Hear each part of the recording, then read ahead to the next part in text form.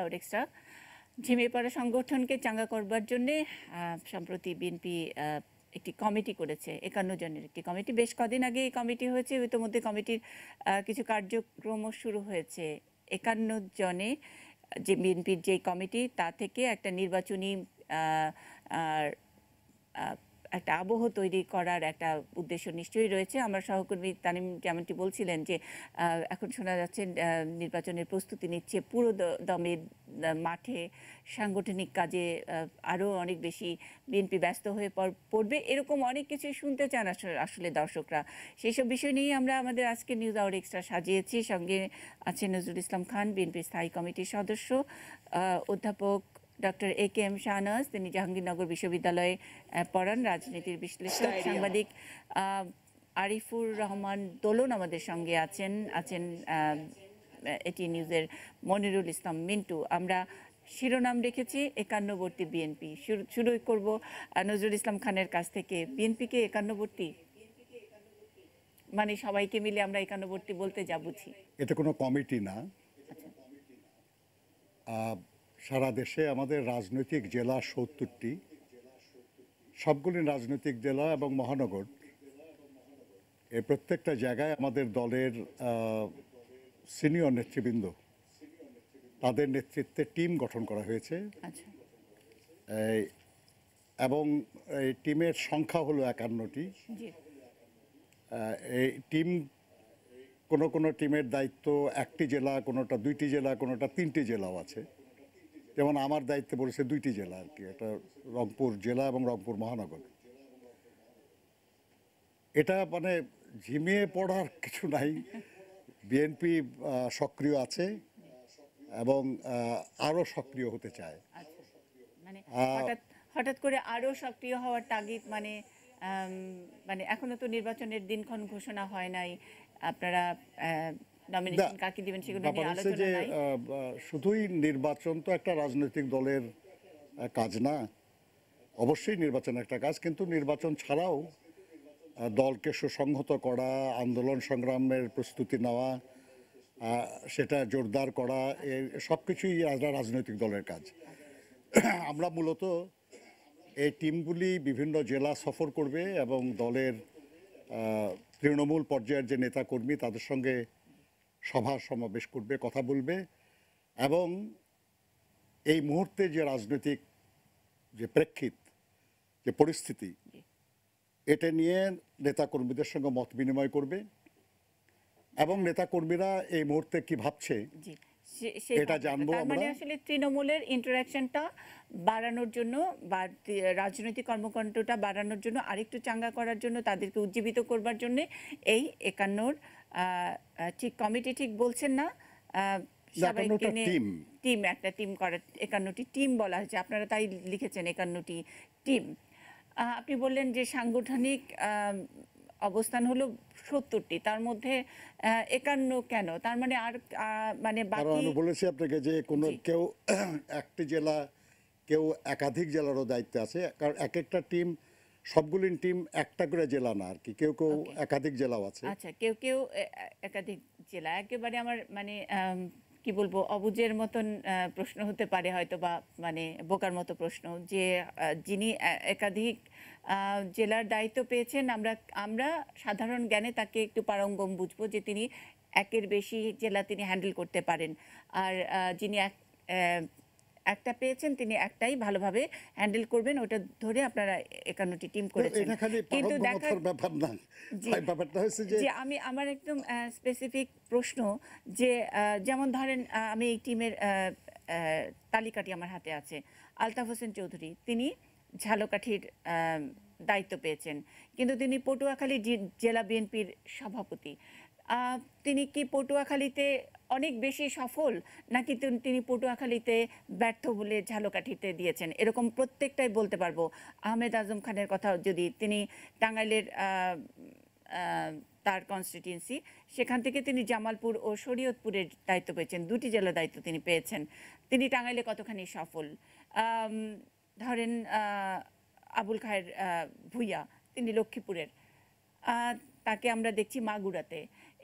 আমি আসলে এটা একটু জানতে চাই, তাদের কি প্রমোশন না ডিমোশন, নাকি আগে যারা আহ, এই সব জেলাতে কাজ করেছেন তাদের ব্যর্থতা, এবং তারা তাদের নিজ জেলায় অনেক অনেক বেশি হয়তো ভালো করেছেন বলে অন্য জায়গায় উচ্চশিক্ষার্থে পাঠিয়েছেন, কোনটা? তো ব্যাপারটা মোটেও এরকম কিছু না। যেমন ধরেন, আমি তো কোনো রাজনৈতিক জেলারই নেতা না, জি। কিন্তু আমি তো একটা আপনি দায়িত্ব পালন করছি। আপনি তো একাধিক দায়িত্ব কাজেই পালন এটা করেছেন, জি। আলতাফ হোসেন চৌধুরী সাহেব পটুয়াখালীর সভাপতি, কিন্তু যার যে জেলায় তাকে সেখানে দায়িত্ব দেওয়া হয় নাই।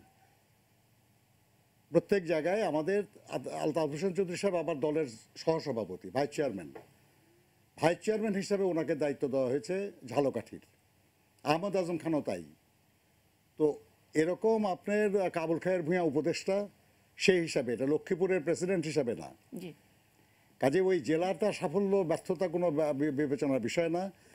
এরা তাদের সাংগঠনিক অভিজ্ঞতা আছে, এবং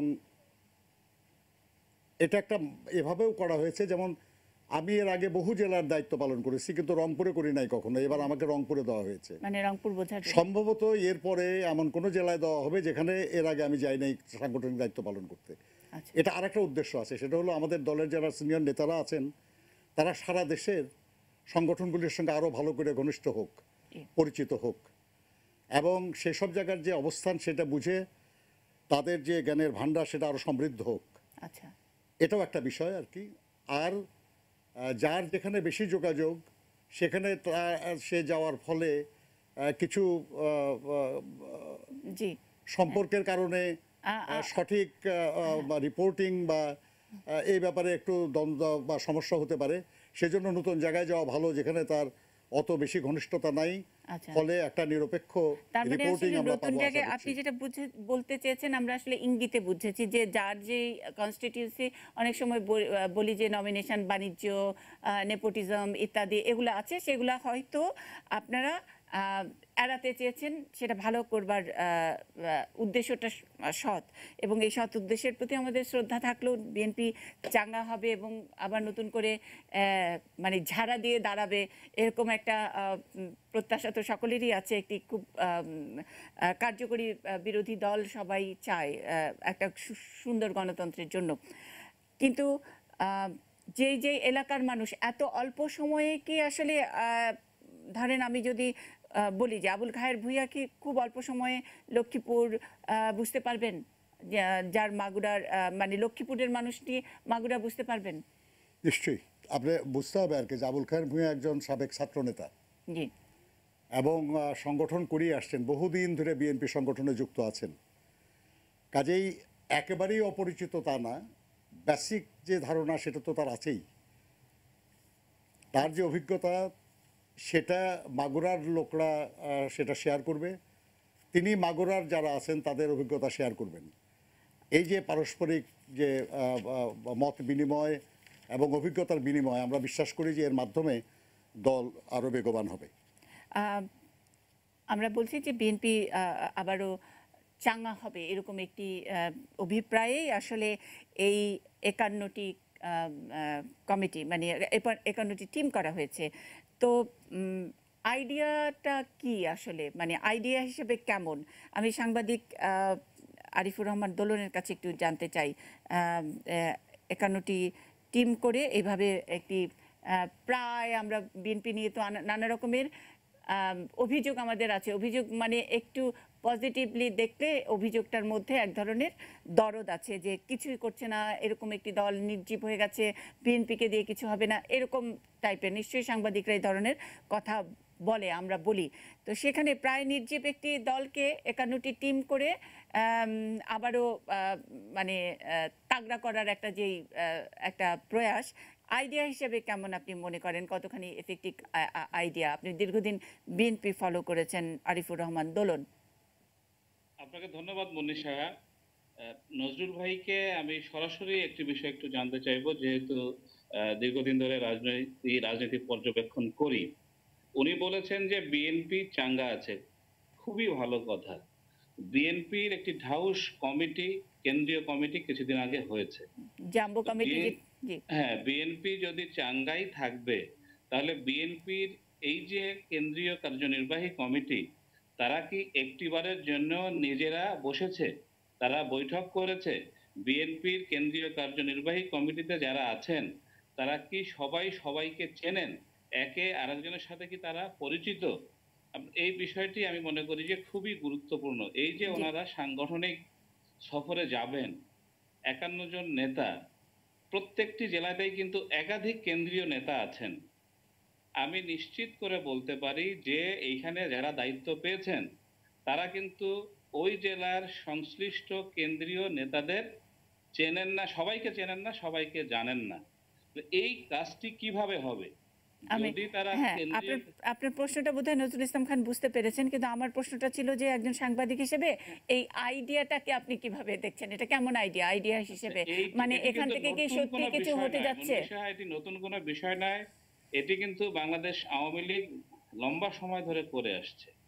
আওয়ামী লীগ বিভিন্ন সময় বিভিন্ন জেলায় বিভিন্ন কেন্দ্রীয় নেতার নেতৃত্বে সাংগঠনিক টিম করে এবং আপনার সেই টিম বিভিন্ন সময় ওই জেলাগুলো সফর করে আসে। বিএনপি হয়তো এটি নতুন করছে, নিশ্চয়ই এটি ভালো। আওয়ামী লীগকে বিএনপি যদি ফলো করে তার রাজনৈতিক কর্মকাণ্ডে, এবং সেটিকে তো আপনি খারাপ বলতে পারবেন না, তাদের তাদের ক্ষেত্রে এটি নতুন। আচ্ছা। কিন্তু এটি আওয়ামী লীগ লম্বা সময় ধরে চর্চা করে আসছে। তার মানে আলাপ তো আলোচনার জন্য মানে আলাপ আলোচনায় থাকার জন্য মিডিয়াতে হ্যাঁ, এই যে যে বিএনপি। এবার যেটি বললেন আপনি যে চাঙ্গা, হ্যাঁ, তো অন্তত বিএনপি এই টিমটা করার কারণে বিভিন্ন সংবাদপত্রে, টেলিভিশনে, রেডিওতে কিন্তু প্রচার হলো যে বিএনপি তার সাংগঠনিক কর্মকাণ্ড চাঙ্গা করার জন্য ৫১ সদস্যের একটি কেন্দ্রীয় দল গঠন করেছে। কিন্তু আপনি ৫১টি টিম, আপনি জি। এক না ৫১, হ্যাঁ ৫১টি টিম করেছে। ৫১ টিম, জি। আপনি একটু খেয়াল করবেন যে এই ৫১ টিমে এমন অনেক নেতা আছে যাদেরকে কিন্তু বিএনপির সর্বোচ্চ নেতৃত্ব আর ঠিকমতো বিশ্বাস করেন না। আমি চেনেনও না। কারো নাম নিতে চাচ্ছি না, জি, কিন্তু তাদেরকে কিন্তু বিশ্বাস করেন না। তাদেরকে বলা হয় সংস্কারপন্থী নেতা।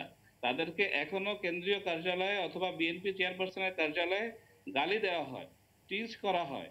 তাদের উদ্দেশ্যে নেতিবাচক অনেক মন্তব্য করা হয়। তো এই নেতাদেরকে এই কেন্দ্রীয় নেতাদেরকে জেলা সফরে পাঠিয়ে বিএনপি কতখানি সাফল্য পাবে, জি, তাদের সাংগঠনিক কর্মকাণ্ড আসলেই কতখানি চাঙ্গা হবে, এটা তো একেবারেই বিএনপির বিষয়। কিন্তু যেহেতু আপনি আলোচনা করতে বলছেন, নিশ্চয়ই আমাদেরকে এই বিষয়গুলো জি। আলোচনায় নজরুল ইসলাম খান নিয়ে বলবেন। আসতে হবে। জি, আমি নজরুল ইসলাম খান আমি একটু দোলন একটু প্রশ্ন বলতে চাই আমি। আহ, দোলন সাহেব আমাদের সাংবাদিক মানুষ, সাংবাদিকরা সত্য সন্ধানী এবং তথ্য তাদের কাছে বেশি থাকার কথা। এই ৫১টা টিম করার যে ঘটনা, এটা বিএনপির একটা নতুন ঘটনা না। এর আগে বহুবার আমরা টিম করে করে বিভিন্ন জায়গায় গেছি, বিভিন্ন জেলা সফর করেছি, আমরা কাজ করেছি। এটা আওয়ামী লীগকে অনুসরণ করে করা হচ্ছে। আপনি এটা বলেন কি করে, আমি বুঝি না কিছু আচ্ছা। আর কি। এক, দুই নম্বর কথা হলো যে আপনার ধারণা আর কি যে এর মধ্যে এমন অনেকেই আছে যাদেরকে নেতৃত্ব বিশ্বাস করে না। নেতৃত্ব বিশ্বাস না করলে তাদেরকে দায়িত্ব দিয়েছে কেন? জি, এটা তো অন্য কেউ দায়িত্ব দেয় নাই, নেতৃত্বই এই দায়িত্ব দিয়েছে। আর কে কাকে টিজ করে অফিসে কি সমস্যা, এটা আপনি, আমি জানি না কিছু আর কি, যে এটা কি কোন দৃষ্টিকোণ থেকে আপনি বলছেন আর কি। আমি মনে করি যেটা, সেটা হলো যে বিএনপির জাতীয় নেতৃত্বে যারা আছেন অনেক আছেন, তার মধ্যে থেকে ৫১ জি, জনের নেতৃত্বে ৫১টা টিম করা হয়েছে। এই টিমে যে জেলায় আমি যাব, ওই জেলার বা যে মহানগরীতে যাব, ওই মহানগরীতে আমাদের জাতীয় নির্বাহী কমিটির যারা আছেন কর্মকর্তা সদস্য এবং সেই জেলার বা মহানগরীর প্রেসিডেন্ট সেক্রেটারি, এই মিলে হলো টিমটা। জি। এই টিম আমরা একসাথে আমরা যাবেন। বসবো, কথা বলবো, আলোচনা এবং- করব, কাজ করে করবেন। প্রতিনিধি সভা হোক বা কর্মী সভা হোক, এগুলো করে আমরা কাজ করব। জি। এবং কাজটা আরো কিভাবে কি করা হবে না হবে, এগুলো জি, তো আমাদের আমি নিজেদের ব্যাপার বিস্তারিত আর কি। শুনবো। আজকের এই আলোচনা বিস্তারিত আপনার কাছেই শুনবো। আপনি বলছেন যে এই টিম যে আওয়ামী লীগকে অনুসরণ করে করা হয়েছে, সেটা আপনি মানতে চান না, এর আগেও হয়েছে। আমি একটা বিএনপি চেয়ারপারসনের একটা ছোট্ট মন্তব্য শোনাতে চাই। এটা মানে অতি সম্প্রতি তিনি মন্তব্যটি করেছেন, যেদিন গণভবনে হেফাজতের সঙ্গে মাননীয় প্রধানমন্ত্রীর যেই বৈঠক হলো, তার সেদিনই তিনি ওই মন্তব্যটি করেছেন। আমি সেই মন্তব্যটি একটু শুনবো। মন্তব্যটির পরপর অনেকে আসলে বার্তা কক্ষে এবং অনেকে অনেক কথা বলেছেন। তিনি বলেছেন যে এখন ধর্ম নিয়ে আওয়ামী লীগ ধর্ম নিয়ে রাজনীতি করার চেষ্টা করছে। আমরা একটু শুনবো। এখন তিনি নিজেই ধর্ম নিয়ে রাজনীতি শুরু করেছেন। এখন কওমি মাদ্রাসা সনদকে স্বীকৃতি দেওয়ার কথা বলে ধোঁকা দিচ্ছেন। হ্যাঁ, এই এই মানে এই মন্তব্যটির পরে অনেককে বলতে শোনা গেছে যে এতদিন আওয়ামী লীগ বোধহয় বিএনপির পথ অনুসরণ করছে। আপনি কি বলবেন? আপনি আমাকে জিজ্ঞেস করছেন? জি ওয়েল, হেফাজতের ব্যাপারে আমাদের মাননীয় প্রধানমন্ত্রীর অনেক বক্তব্য আপনার ইউটিউবে পাওয়া যায়, জি ইন্টারনেটে পাওয়া যায়, আপনারা প্রচার করেছেন। এমনকি তেঁতুলের ব্যাপারে মাননীয় প্রধানমন্ত্রীর যে বক্তব্য আমরা শুনেছি, যে তার কি মা বোন নাই, তার কি উমুক নাই, দেখলেন শুনেছি আমরা। জি এবং এখনও গতকালও আর কি তার মন্ত্রিসভার সদস্যরা, বিশেষ করে যিনি তথ্যমন্ত্রী, যদিও আমরা অনেকেই বলে দুষ্ট লোকরা আর কি যে উনি হলেন বেগম খালেদা জিয়ার সমালোচনা বিষয়ক মন্ত্রী, তো উনি তো ক্রমাগত বলে চলছেন আর কি যে এটা তারা জঙ্গিবাদের সঙ্গে যুক্ত, তারা ধর্ম ব্যবসায়ী ইত্যাদি ইত্যাদি। তো তাদের সঙ্গে যখন সরকার প্রধান বসেন, আলোচনা করেন এবং তার সামনেই আওয়ামী লীগের খুব সমর্থক একজন আলেম আছেন মৌলানা মাসুদ, তিনি বলেন যে ইনি হলেন জাতির বিবেক বা জাতির মানে বিশেষ ব্যক্তি আর কি, যাই হোক। তো তখন তো বলাই যায় এ কথা আর কি যে তিনি যে ধর্মের আওয়ামী লীগও এখন ধর্ম নিয়ে রাজনীতি করছে। তার মানে আওয়ামী লীগও ধর্ম নিয়ে রাজনীতি করছে, বিএনপি তো করে। এবং এরপরে আমরা বলি আর কি যে আমরা ধর্ম নিয়ে রাজনীতি করছি বলি নাই। আচ্ছা, আমরা বলছি যে আওয়ামী লীগ ধর্ম নিয়ে এখন রাজনীতি করছে। আচ্ছা, কিন্তু তারপর পরই আমরা শুনেছি হেফাজতকে আসলে কারা আগে বৈধতা দিয়েছে সেটা নিয়ে এক ধরনের প্রতিযোগিতা শুরু হয়ে গেল যে এই যেই গেজেট ইত্যাদি এগুলো তো আগেই আমরা দিয়েছি ইত্যাদি নানান কিছু। সেটা কি আপনি অস্বীকার করবেন কিনা, হ্যাঁ, হেফাজত নিয়ে টানাটানি? না, হেফাজতের আন্দোলন যেটা হয়েছিল সে সময় আমাদের বিভিন্ন রাজনৈতিক দল সেখানে গেছে এবং এই সরকারের খুব ঘনিষ্ঠ যে দল জাতীয় পার্টি, তার প্রধান তো মঞ্চেও গেছেন। আমাদের তো দলের প্রধান মঞ্চে যান নাই, এমনকি আমাদের দলের প্রধানের সঙ্গে হেফাজতের প্রধানের আজ পর্যন্ত কোনো আলোচনাও হয় নাই। আচ্ছা, তো আমার মনে হয় যে শিক্ষার ব্যাপারে তাদের যে ডিগ্রির ব্যাপারটা যেটা ওটাই নিয়ে বলা হয়েছে, জি কওমি মাদ্রাসাকে স্বীকৃতি দেওয়ার ব্যাপারে, এবং এটা স্বীকৃতি না, কওমিদের যে শিক্ষার ব্যবস্থা, যে শিক্ষা ব্যাপারটা, ওই ব্যাপারটায় বিএনপির সরকারের শেষ সময়ে আচ্ছা একটা গেজেট হয়েছিল, যদিও সেটা পরবর্তী পর্যায়ে কার্যকর হয় নাই। এই সরকার এটা কার্যকর করার সিদ্ধান্ত দিয়ে দিয়েছে। আচ্ছা, তো সেই সময় বিএনপি করার জন্য খুব অভিযোগ হয়েছে আর কি। আমাদের দেশে সবসময় এটা হয় আর কি। সাইফুর রহমান সাহেব যখন ভ্যাট ইন্ট্রোডিউস করছিলেন তখন কত ভেটকি কত কিছু শুনেছি আমরা। এখন ক্রমান্বয়ে ভ্যাটের পরিধি বাড়তেছে, পরিমাণ বাড়তেছে, কেউ এটাকে আর মন্দ বলতেছে না আর কি। তো একই রকমের যখন মুক্তবাজার অর্থনীতি আমরা যখন করতেছিলাম তখন বহু অভিযোগ শুনেছি আমরা, কিন্তু এখন সবাই মুক্তবাজার অর্থনীতির কথা বলে। মানে এবার এখন এগল্যান্ড যদি বলেন যে অনুসরণ আমাদেরকে করতেছে তারা, এটা বাস্তবতা আর কি। জি, মানে হ্যাঁ, বাস্তবতা, তারা এখন আপনাদেরকে অনুসরণ করছে। মানে আসলে আওয়ামী লীগ যা করে, এবং এর আগের আলোচনায় আমরা দেখলাম যে আওয়ামী লীগে অনেক আগে থেকে এই সাংগঠনিক কর্মকাণ্ডগুলো এইভাবে শুরু করেছে। আপনি বললেন আওয়ামী লীগ কেন, আপনারাও আগে আগে করেছেন। আবার আমরা আওয়ামী লীগের আগে করেছি বলি না, কারণ আওয়ামী লীগের জন্ম আমাদের অনেক আগে। আচ্ছা, একজন আরেকজনের পরিপূরক অনেক সময় দেখা যায়। তাহলে ভোটের রাজনীতিতেও তো বোধহয় বা নির্বাচনমুখিতার ব্যাপারেও তো বোধহয় আপনাদের কিছুটা পরিবর্তন আসছে। এটা কি আমরা ধরে নিতে পারি যে আপনারা নির্বাচনের জন্য তৈরি হচ্ছেন যে কোনো অবস্থায়? তত্ত্বাবধায়ক একটা বড় শব্দ আপনাদের কাছে ছিল, আমরা অনেক দিন ধরে তত্ত্বাবধায়ক শব্দটা আপনাদের কাছে শুনি না, বরং আপনারা বলছেন নির্বাচনকালীন সহায়ক সরকার, এরকম শুনছি। তৈরি হচ্ছে বিএনপি নির্বাচনের জন্য। আওয়ামী লীগ নির্বাচনমুখী দল, বিএনপিও এখন যাচ্ছে, তাই কি? না, ব্যাপারটা হচ্ছে যে হ্যাঁ, আওয়ামী লীগ তো নির্বাচনমুখী দল, তো সব গণতান্ত্রিক দলই নির্বাচনমুখী দল। যারাই বিশ্বাস করে যে নির্বাচনের মাধ্যমেই দেশের রাজনৈতিক নেতৃত্ব নির্ধারিত হয়, তারা সবাই নির্বাচনেই বিশ্বাস করে। আর বিএনপি তো কোনো বিপ্লবী দলও না, বিএনপি কোনো ষড়যন্ত্রকারী দলও না, আর কি আন্ডারগ্রাউন্ড পার্টিও না। কাজে বিএনপি তো নির্বাচনের মাধ্যমেই পরিবর্তন চায়। জি কিন্তু সেই নির্বাচন চায় বিএনপি, যেটা যথার্থ নির্বাচন যেটাকে বলে, নির্বাচনের নামে কোনো প্রহসনে অংশ নিতে চায় না। ৮৬ সালেও নেয় নাই, নিতে চায়ও না। জি কাজে আমরা মনে করি যেটা সেটা হলো যে এই সরকার সরকারি খরচে, সরকারি প্রোগ্রামে, সরকার প্রধান যেভাবে নৌকা মার্কার পক্ষে ভোট চাচ্ছেন, এটা তো একটা নির্বাচনী প্রচারণা পুরাদমে শুরু হয়ে গেছে বোঝা যাচ্ছে আর কি। তা আমাদের তো আর সেই সুযোগ নাই, বরং এমনকি আমরা তো সভা সমাবেশ করারও সুযোগ পাচ্ছি না। এই খানিকক্ষণ আগেই আমি খোঁজ নিলাম যে আমরা শ্রমিক দলের পক্ষ থেকে মে দিবসের সভা করতে চেয়েছি সরোয়ার্দী উদ্যানে। জি আমরা বেশ কদিন আগে দরখাস্ত করেছি, এখন পর্যন্ত আমরা অনুমতি পাই নাই, আজও পাই নাই।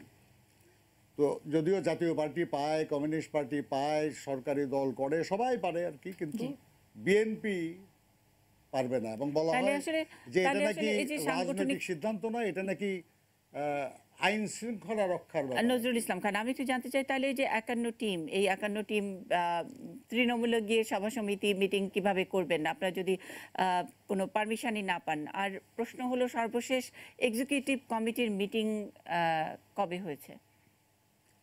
এক্সিকিউটিভ কমিটির মিটিং এখনো হয় নাই, এক্সিকিউটিভ কমিটির মিটিং হবে শিগগিরই। আচ্ছা, সেটা নিয়ে কি পারমিশনের কোনো ঝামেলা ছিল? না, এক্সিকিউটিভ কমিটির মিটিং আমরা একটা হলে করতে পারবো। জি, এটা তো ক্লোজ ডোর, এটা আমরা হলে করতে কনস্টিটিউশন পারবো, অনুযায়ী হলে করতে পারবো, কিন্তু ইনডোর মিটিং এটা হওয়ার আমি কথা। আপনাকে বলি যে জি। আপনি ধরেন রংপুরের দায়িত্ব আমার, আমি রংপুরের জেলার সঙ্গে আলোচনা করেছি। রংপুর জেলার সিনিয়র যারা নেতৃবৃন্দ, তার মধ্যে প্রধান যারা যে ৮ জন, জি। তার মধ্যে ৬ জন মিটিংয়ে উপস্থিত থাকতে পারবে না, জি, কারণ তারা প্র্যাকটিক্যালি গ্রেপ্তার এড়ায় চলতেছে। আচ্ছা জেনারেল সেক্রেটারি, অর্গানাইজিং সেক্রেটারি সহ প্রেসিডেন্ট শুধু জামিনে আছে। আচ্ছা তো আপনার এরকম অবস্থা কিন্তু প্রায় সব জায়গায়। আচ্ছা ইভেন আমরা যদি নির্বাহী কমিটিরও মিটিং করতে চাই, সেই নির্বাহী কমিটির মিটিংয়েও উপস্থিত হওয়ার মতো লোক কিন্তু খুব বেশি পাওয়া যাবে না আর কি। বাট স্টিল আমাদের এটা হবে, শিগগিরই হবে।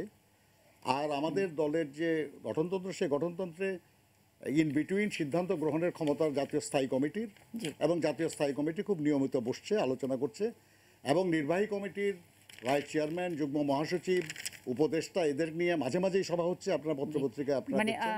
আপনাদের দলের ফরমাল মিটিংটা নির্বাহী সিদ্ধান্ত কমিটির এখনো হয় গ্রহণের নাই, হবে। জি, সিদ্ধান্ত গ্রহণের ক্ষমতা স্থায়ী কমিটির, মানে এটা ইন বিটুইন, আমি বলছি নির্বাহী কমিটির সবার ইন বিটুইন জি স্থায়ী কমিটির সিদ্ধান্ত নিতে পারে, আচ্ছা। এবং সেই মিটিং নিয়মিত। কিন্তু অনেক সময় ধরেন এই যে পারসেপশন যে আসলে কার কথায় চলে বিএনপি, এরকম একটি পারসেপশন কিন্তু আছে, বাইরে প্রচলিত আছে। বিএনপির যারা সমর্থক তাদের মধ্যেও আছে, যারা সমর্থক নয় তারাও আসলে এই প্রশ্নটা খুঁজে বেড়ায়। যদি আপনি বললেন সিদ্ধান্ত গ্রহণের ক্ষমতা স্থায়ী কমিটির কোথাও কোথাও আছে, এটা নিয়ে আমি আসলে বিস্তারিত শুনবো আপনার কাছে। আমি একটা ছোট্ট জিনিস একটু না খুঁজে পারসেপশনটার উত্তর তো অবশ্যই আপনি দিবেন, দায়িত্বশীল একজন নেতা হিসেবে আপনি দেবেন। আমরা একটু ডক্টর জাফরুল্লাহ আপনাকে উদ্দেশ্য করেই বলছিলেন এই ৫১ টিমের ব্যাপারে বা বিএনপিকে একটু চাঙ্গা করার ব্যাপারে, আমরা একটু তার মন্তব্যটি শুনবো। দলেরও আরেকটি দায়িত্ব আছে। এই যেমন জেগে ঘুমানের ভান করতে, একে জাগাতে হলে আজকে নজরুল ইসলাম সাহেব আছেন এখানে, উনার দলকেও জাগার প্রয়োজন আছে। উনারা যদি না জাগেন তাহলে এই ঘুমন্ত সরকারকে জাগানো যাবে না। ঘুমন্ত সত্তা জাগানো যাবে না, যারা জেগে ঘুমানোর ভান করে তাদের জাগানোর জন্যই অনেক তৎপরতা চলছে। একজন দর্শক আছেন আমাদের সঙ্গে, আর নিশ্চয়ই আপনারা জানেন আমাদের সঙ্গে আরও যারা অতিথিরা রয়েছেন তারাও আমাদের সঙ্গে বিরতির পরে যুক্ত হবেন, তাদের প্রশ্ন এবং মন্তব্য রয়েছে। আমরা একজন দর্শকের ফোন নিচ্ছি। হ্যালো। জি, আসসালামু আলাইকুম। ওয়ালাইকুম আসসালাম। জি, আমি শহীদ চট্টগ্রাম থেকে বলছিলাম। জি, প্রশ্ন। আমি আপনাদের মানে প্রোগ্রামে দেখছিলাম, অত্যন্ত একটা সুন্দর একটা গণতান্ত্রিক প্রোগ্রাম। এটা দিকে অনেক কিছু পরিবর্তন আসবে বা অনেক কিছু শিক্ষণীয় আছে। তা আমি নজরুল ইসলাম খানের কাছে একটা প্রশ্ন করতে চাই। জি তা আমি একজন অবশ্যই ছাত্র রাজনীতির সাথে জড়িত ছিলাম 78 সালে। 78 সালে বিএনপির জন্ম হয়, কিন্তু 78 সালে বিএনপির জন্ম হওয়ার পর থেকে আপনার জিয়া রহমান যখন মারা যায়, এরপরে কিন্তু আওয়ামী লীগ আর বিএনপি দুইটাই মিলে কিন্তু এরশাদ বিরোধী আন্দোলনের সাথে সম্পৃক্ত ছিল, এবং আওয়ামী লীগকে অনুসরণ করেই বিএনপি কিন্তু রাস্তায় রাজনীতি করেছে। কারণ এর পূর্বে কিন্তু বিএনপি মানে গণতান্ত্রিক আন্দোলনের কোনো মানে ইয়া নেই, ওদের অভিজ্ঞতা ছিল না। আওয়ামী লীগতে শিখে আওয়ামী লীগকে দশ দিয়ে তার 91-তে মানে আপনি কি একটু প্রশ্নটা করবেন দয়া করে? আপনার প্রশ্নটা করবেন। আমার প্রশ্ন হলো নজরুল ইসলাম খানের সাহেব কাছে, উনি যে বললো টিম যেগুলি করছে সেগুলো মানে বিএনপির আওয়ামী লীগের অনুকরণীয় নয়, সাংবাদিক সাহেবের প্রশ্নেতে জি তাহলে আওয়ামী লীগের অনুকরণীয় হলে কি ওটা কি অসাংগঠনিক হবে, ওটা কি সাংগঠনিক ফুটবল হবে না? আচ্ছা, অনেক ধন্যবাদ আপনার। আমি বলেছি জি যে আওয়ামী লীগের জন্ম বিএনপির বহু আগে, জি কাজেই কিছু কাজ তো আওয়ামী লীগ বিএনপির জন্মের আগেও করেছে আর কি। কাজে আমরা তো এই কথা বলতে পারবো না আর কি যে তার আগে আমরা এটা করেছি। আর স্বৈরাচার বিরোধী আন্দোলন, এরশাদ বিরোধী আন্দোলনে যদি বলেন যে বিএনপি আওয়ামী লীগকে অনুসরণ করেছে, তাহলে আপনি ভুল। বরঞ্চ সেই আন্দোলনে আওয়ামী লীগ আপোষ করেছে, বিএনপি আপোষ করে নাই, আন্দোলনের ময়দানে ছিল, এবং সেই জন্যই বেগম খালেদা জিয়া আপোষহীন দেশনেত্রী হয়েছেন। এবং ৮৬ নির্বাচনে না যাওয়ার যে সাহসী পদক্ষেপ, যার পরে প্রেক্ষিতে অনেকেই বলেছিল যে বিএনপি শেষ হয়ে গেল, বিএনপির আর কোনো আশা নাই, ভরসা নাই, সেটা জনগণ বিএনপির সিদ্ধান্তটাকে পছন্দ করেছিল বলে ৯১ নির্বাচনে আমরা বিজয়ী হয়েছি। নজরুল ইসলাম খান, কাজেই সবসময় আওয়ামী লীগকে মানে অনুসরণ করতে হবে এমন কোনো কথা নেই। স্বৈরাচারের প্রশ্নে আপোষহীন নেত্রী বেগম খালেদা জিয়া, কিন্তু যুদ্ধাপরাধী এবং দেশ বিরোধীদের প্রশ্নে খালেদা জিয়া কি বা বিএনপি কি, এই প্রশ্ন নিয়ে আমরা আপনার কাছ থেকে জবাব শুনতে চাই। ফেরত আসছি একটা ছোট্ট বিরতির পর।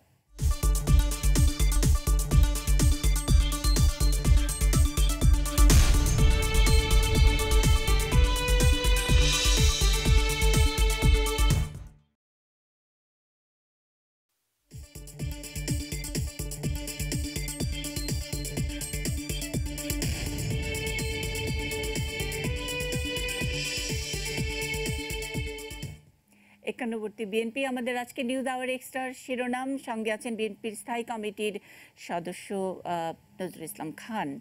আমরা আমাদের লিঙ্ক স্টুডিওতে পেয়েছি জাহাঙ্গীরনগর বিশ্ববিদ্যালয়ের অধ্যাপক ডক্টর AKM শাহনেওয়াজ এবং সাংবাদিক আরিফুর রহমান দোলন আমাদের সঙ্গে স্কাইপে যুক্ত আছেন।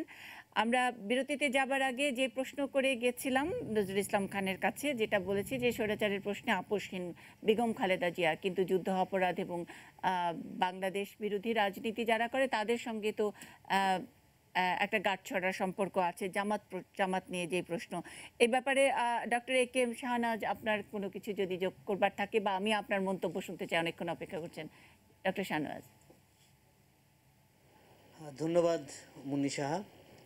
আমি খুব মনোযোগে শুনছিলাম।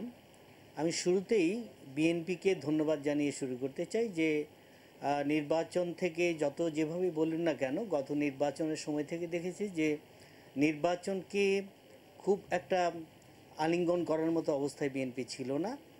তারপরেও নানা বন্ধুর পথ অতিক্রম করতে হয়েছে এবং এক ধরনের রিয়েলাইজেশন হয়তো বিএনপির মধ্যে এসেছে, এবং আজকে যে ৫১ জনের একটা টিম হয়েছে এবং তারা একটা পরিপ্রেক্ষিত রচনা করেছেন এবং সামনে এগিয়ে যাওয়ার কিছু কিছু সূত্র আমরা খুঁজে পাচ্ছি তারা কি করতে চান। তো সেই সব ব্যাপারগুলো খুবই নির্বাচনমুখী এবং এই সক্রিয়তা আমাদের আশান্বিত করে। সেই জন্য আমরা ধন্যবাদ জানাই যে বিএনপি একটা শুভ চিন্তা করছে এই নির্বাচনকে সামনে রেখে।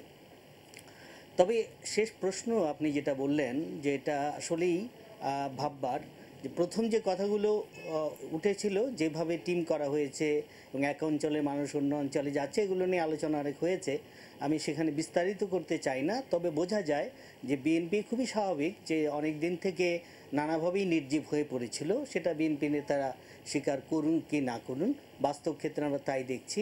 এবং তারা নিজেরাও কোথাও মাঠে নামার মতো সুযোগ তাদের হয়নি বা তারা নামেননি। ফলে গ্রামেগঞ্জে, শহরে তো বটেই, গ্রামেগঞ্জে আরও করুণ অবস্থা ছিল কর্মীদের সক্রিয় করার ব্যাপারে, এবং এটা তারা অনুধাবন করেছেন এবং সেই কারণেই তারা তৃণমূল পর্যন্ত চলে যেতে চাচ্ছেন। এটা খুব ভালো দিক আমি বলবো। কিন্তু এই যে যাওয়ার পরে নেতারা কিভাবে তাদের ওয়েলকাম জানানো কতটা হবে কি হবে না সেই প্রশ্ন তো থেকেই যায়। একটা চ্যালেঞ্জের মধ্য দিয়ে বিএনপি এগিয়ে যাচ্ছে, এটা মানতেই হবে। তবে আপনার শেষ জামাত প্রসঙ্গ নিয়ে যে কথা বললেন, এটা আমি এতক্ষণ ভাবছিলাম এইভাবে যে বিএনপি তার বিশেষ করে জিয়াউর রহমান মারা যাওয়ার পরে যে বিএনপি আমরা দেখেছি, তাদের খুব সচেতন একটা প্রয়াস ছিল প্রজন্মের কাছ থেকে মুক্তিযুদ্ধের ধারণাগুলোকে সরিয়ে দেওয়ার, চেতনাগুলোকে সরিয়ে দেওয়ার। এবং তাতে করে আমরা যতটুকু দেখি যে প্রজন্মের একটা সময় পর্যন্ত একটা ধোঁয়াচ্ছন্ন অবস্থা তৈরিও হয়েছিল তাদের মধ্যে, স্পষ্টতা কম ছিল মুক্তিযুদ্ধ নিয়ে। কিন্তু এতগুলো দিনের মধ্যে কিন্তু সেই ধোঁয়াশা কেটে গেছে অনেকটাই, এবং তাদের মধ্যে এখন নতুন করে প্রশ্ন জন্ম দিয়েছে। এখন এই যে প্রশ্ন জন্ম দিয়েছে, মুক্তিযুদ্ধকে তারা বুঝতে চায় এবং মুক্তিযুদ্ধ নিয়ে যে সংকট তৈরি করা হয়েছিল সে ব্যাপারেও তাদের প্রশ্নগুলো দাঁড়াচ্ছে, এবং সেটা বিএনপির পক্ষে খুব সুন্দর নয়। এরকমই একটি অবস্থায় দাঁড়িয়ে আজকে যখন প্রচারণা তৃণমূল পর্যন্ত চলে যেয়ে চাঙ্গা করার একটা চেষ্টা বিএনপি করছে, তখন বিএনপিকে নিশ্চয়ই স্পষ্ট করতে হবে যে মুক্তিযুদ্ধের চেতনার সাথে তারা নিজেদের রাজনীতিকে কতটা সম্পৃক্ত করতে চান, এবং এই সম্পৃক্ত করতে চাওয়ার সাথে প্রশ্নটা থেকেই যাবে যে জামাত যে চিহ্নিত মুক্তিযুদ্ধ বিরোধী এবং মানবতা বিরোধী অপরাধের সাথে যুক্ত, সেই রকম একটি দল এতদিন গাঁটছড়া বাঁধা ছিল, এখন নির্বাচনের মাঠে এই প্রশ্নটা কিন্তু এসে দাঁড়াবেই। এবং নির্বাচনে স্যার আমি আপনার প্রশ্নটা, আপনার পয়েন্টটা বুঝতে পেরেছি করার জন্য স্যার। জি, আমরা বুঝতে পেরেছি যে কথাটা তরুণরা সবসময় যেটা বলে যে মুক্তিযুদ্ধের ফিল্টার, এখন নানান সময় নানা রকমের রাজনীতিকরণ করা হয়েছে, মুক্তিযুদ্ধের পক্ষে বিপক্ষে নানা রকমের ধারা যুক্ত করা হয়েছে, কিন্তু এখনকার প্রজন্ম, এখনকার নতুন ভোটারদের একটাই কথা, দল থাকবে বিভিন্ন রকম, তাদের নানা রকমের কর্মসূচি থাকবে, তাদের ফিলসফি থাকবে, কিন্তু দেশের প্রশ্নে সব দলই দেশের পক্ষে দল। তার মানে মুক্তিযুদ্ধের ফিল্টার হয়ে সব রাজনৈতিক দলগুলো রাজনীতি করবে। এই জায়গায় আসলে বিএনপি কোথায়?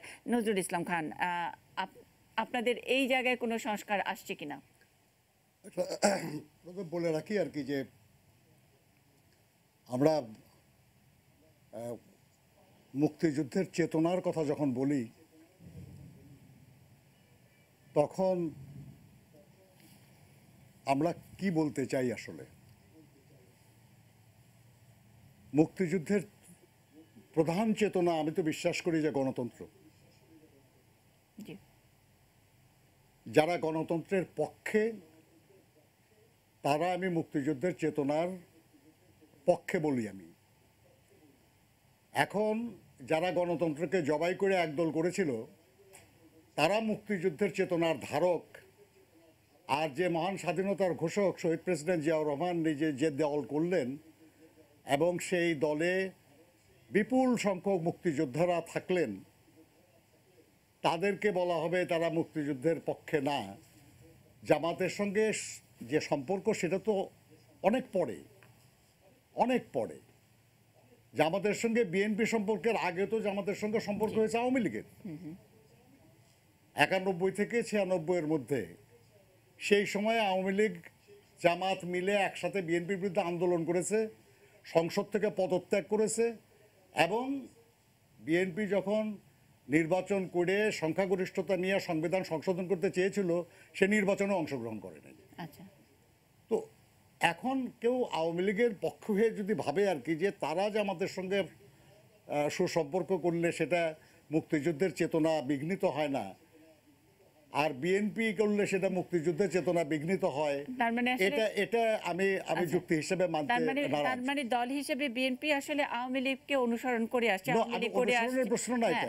আমি জাস্ট একটা ব্যাপারটা হচ্ছে যে অনেকেই এটা মানে বোঝানোর চেষ্টা করে যে আরেকটা জিনিস হলো যে আজকাল মুক্তিযুদ্ধের চেতনা, মুক্তিযোদ্ধার চেয়ে মুক্তিযুদ্ধের চেতনার যারা ধারক নিজেরা মনে করেন তারা বেশি গুরুত্বপূর্ণ হয়ে যাচ্ছেন।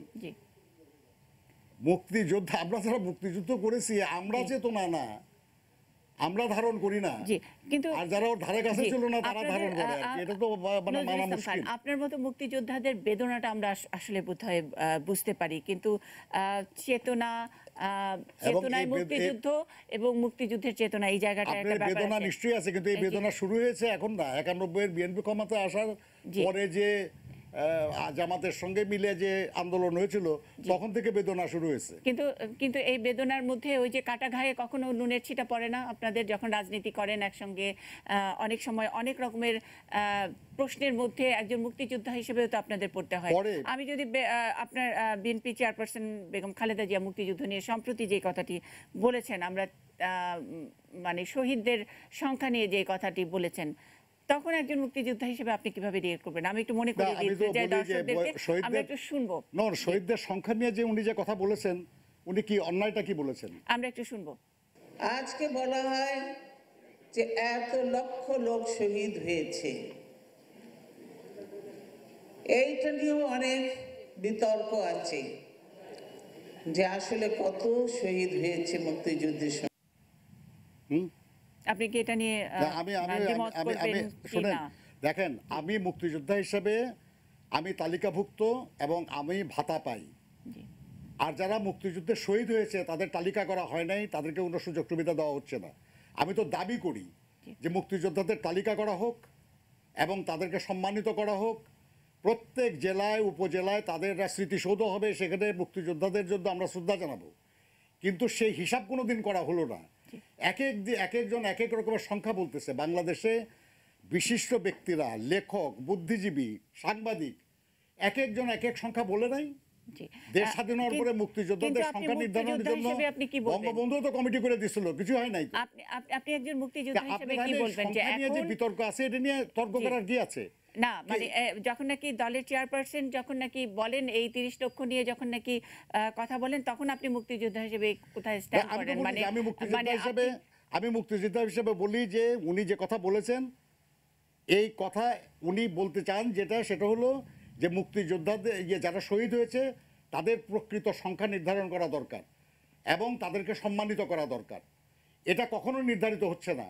আমি বলতে 3 মিলিয়ন 30 লক্ষ, জি। 29 লক্ষ 3200 না, 31 লক্ষ 2100 না, 30 লক্ষ।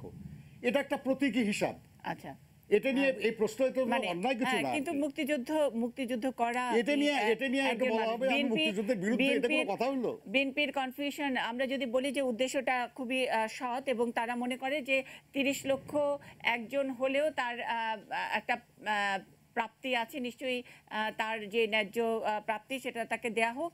তাহলে তো আসলে ক্ষমতায় থাকা বিএনপিও তো সেই উদ্যোগটা নেয় নাই কখনো এটাকে প্রমাণ করার জন্য যে এটা 30 লক্ষ নয় 29 লক্ষ অথবা 32 লক্ষ, সেটার কোনো উদ্যোগ নেয় নাই। কিন্তু উনি যে মুহূর্তে বলেছেন তখন বাংলাদেশ জাতীয়ভাবে এই যে আমাদের গণহত্যা, সেই গণহত্যা শহীদ, সেটা নিয়ে জাতীয় একটা স্বীকৃতির যখন সময়, তখন তিনি প্রশ্ন তুলেছেন। দলের চেয়ারপারসন যখন এরকম প্রশ্ন তুললেন, তখন মুক্তিযোদ্ধাদের মনটা কেমন লাগে সেই প্রশ্ন আপনার কাছে ছিল। এখন আমি মুক্তিযোদ্ধা, আমি বলতেছি আপনাকে, আমি না খালি, আমরা 3 ভাই সাবালক ছিলাম, 3 ভাই যুদ্ধে গেছি। আমার বড় ভাই যুদ্ধ হতো মুক্তিযোদ্ধা, আমার ছোট ভাই বীর প্রতীক। জি। আমরা বলতেছি যে আমরা চাচ্ছি আর কি যে মুক্তিযোদ্ধাদের তালিকা হোক, হয় না, এটা ভুল, জি। দোষ হয়েছে আমাদের। আমরা না খালি আওয়ামী লীগ ক্ষমতা ছিল বারবার, তারাও করে নাই, তারাও দোষ করেছে। আচ্ছা, আমি মনে করি যে ওটা হওয়া দরকার। আপনি যারা মুক্তিযোদ্ধা আমাদের তালিকা থাকবার, যারা শহীদ হয়েছে তাদের নাম তালিকাভুক্ত হবে না, তারা সম্মানিত হবে না, মর্যাদা পাবে না, এটা হতে পারে না। তাদের অবদান আমাদের চেয়ে বেশি। আচ্ছা, আপনি স্ট্যান্ড করছেন এবং আমরা চাই আরো যদি বিএনপি ক্ষমতায় আসে এবং যদি আমার যদি কোনো সুযোগ থাকে আর কি, আমি বিশ্বাস করি আর কি যে আমরা নিশ্চয়ই নিশ্চিত করার চেষ্টা করব যে মুক্তিযোদ্ধাদের তালিকা করা হবে। আচ্ছা, মুক্তিযোদ্ধার আমার শহীদদের তালিকা করা হবে। অনেক এবং তাদের সম্মানিত করা হবে। অনেক ধন্যবাদ। আমরা মুক্তিযুদ্ধের পক্ষের দল হিসেবে বিএনপিকে নতুন রূপে, নতুনভাবে দেখতে পারবো কিনা, সেটা রূপরেখাটা কি, আপনারা ভিশন 2030 সেরকম একটি রূপরেখাও দিয়েছেন নির্বাচনে যাবার জন্য। আপনাদের অনেক বড় একটা প্ল্যান। সাংবাদিক আরিফুর রহমান দোলন, আপনি কিছু যোগ করবেন কিনা? আমি আসলে আপনার এই প্রশ্নের জবাবটার আগে আরেকটি নজরুল ভাই একটি গুরুত্বপূর্ণ ইস্যু তুলেছেন, আমি সেটা নিয়ে আসলে বলতে চাচ্ছিলাম যে উনি বলছিলেন লেভেল প্লেইং ফিল্ড। জি। এটি আপনার আমার কাছে খুবই গুরুত্বপূর্ণ মনে হয়েছে। উনি বললেন যে মাননীয় প্রধানমন্ত্রী উনি রাজনৈতিক বিভিন্ন কর্মসূচিতে অংশ নিচ্ছেন এবং এর মাধ্যমে সরকারি যে প্রচার যন্ত্র অথবা সরকারি সুবিধা উনি ব্যবহার ভোগ করে করে তিনি ভোট রাজনৈতিক চাইছেন। জি, কর্মকাণ্ড করছেন। হ্যাঁ, হ্যাঁ, হ্যাঁ, রাইট। জি, এটি আসলে সত্যি খুবই গুরুত্বপূর্ণ বিষয়। তো এখানে আমি যেটি যোগ করতে চাই যে এই বক্তব্য কি শুধু আওয়ামী লীগের ক্ষেত্রেই প্রযোজ্য কিনা? আমি যেটি বলতে চাচ্ছি ২০০৫ সালে এবং ৬ সালে নজরুল ভাই দেশে ছিলেন নাকি কুয়েতে ছিলেন আমার ঠিক মনে নেই। উনি তো রাষ্ট্রদূত ছিলেন জি। কুয়েতে বিএনপির আমলে। তো ওই 2005-এ সময় কিন্তু কুয়েতে ছিলেন। আমার জি, যতদূর মনে পড়ছে এবং আপনি মনীষা নিশ্চয়ই আপনারও মনে আছে যে তৎকালীন প্রধানমন্ত্রী বেগম খালেদা জিয়া দেশের বিভিন্ন অঞ্চলে কিন্তু উনি রাজনৈতিক কর্মসূচিতে অংশ নিতেন। সেখানে কিন্তু আগামীতে বিএনপির প্রার্থীকে তার নাম ঘোষণা হয়েছে এবং এভাবে অন্তত ১০০টি আসনে তৎকালীন প্রধানমন্ত্রী বেগম খালেদা জিয়া বিএনপি পরবর্তী প্রার্থীর নাম ঘোষণা করেছেন। আমি কিন্তু আপনার বলতে চাচ্ছি যে বিএনপি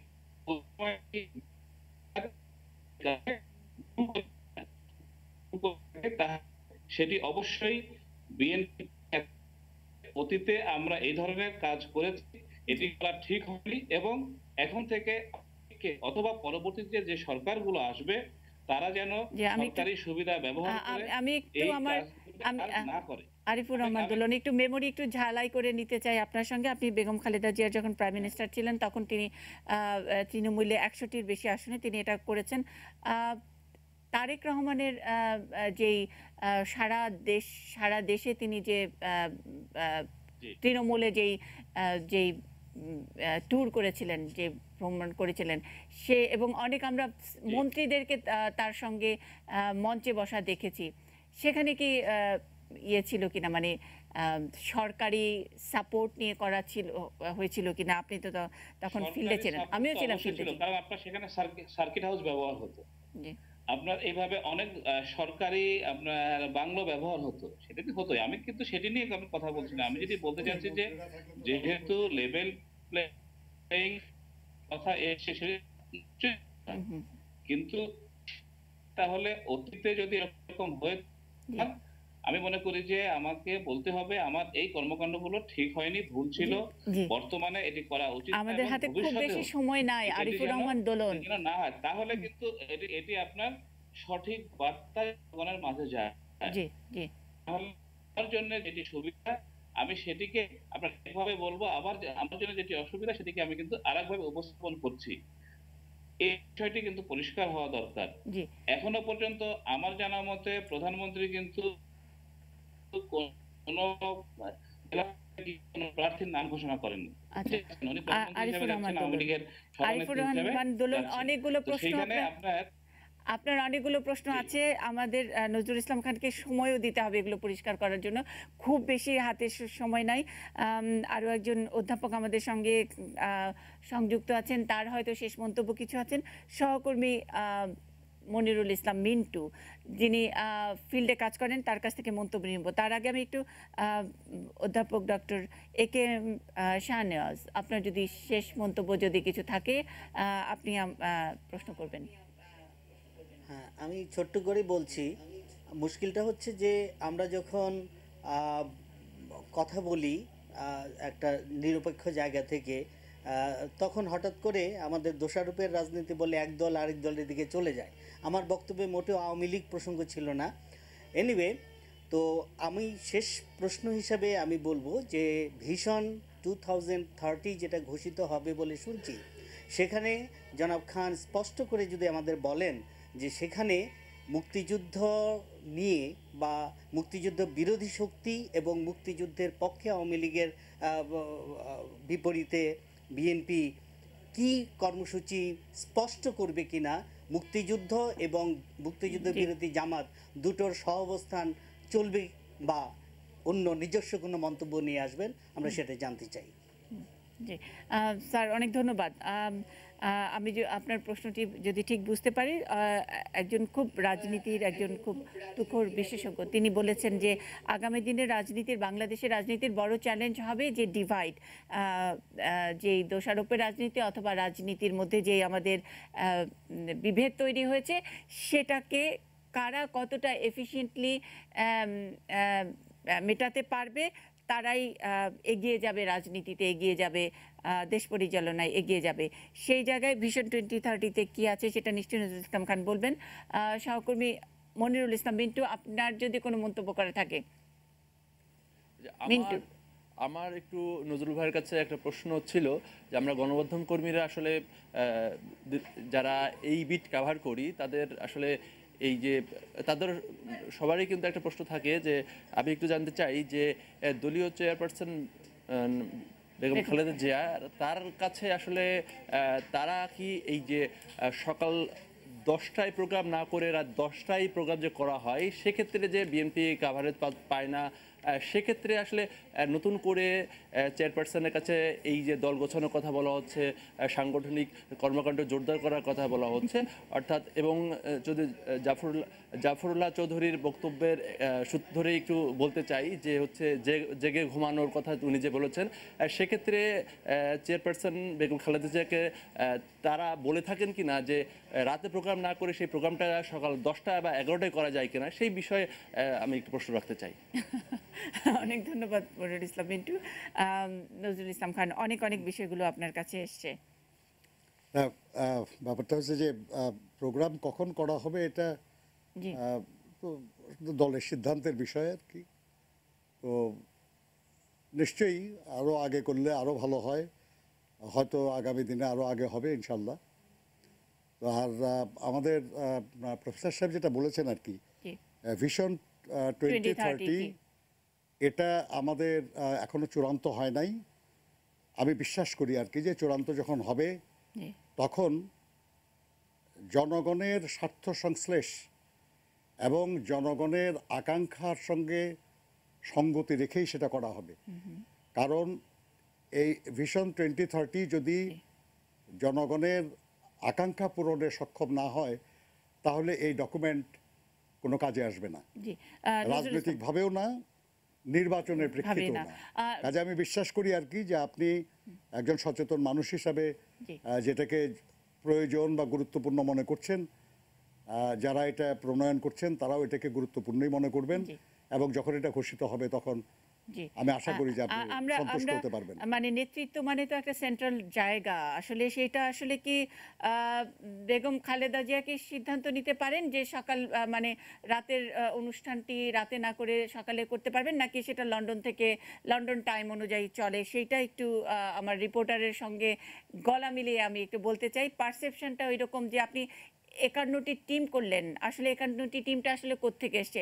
এখানে অনেক নেতারা মানে অনেকেই বাদ পড়েছেন, যেমন ব্যারিস্টার মওদুদ আহমেদকে আমরা পাইনি এই তালিকার মধ্যে। জমিরুদ্দিন সরকার তিনিও, তার নামটিও আমি এখানে ঠিক খুঁজে পেলাম না।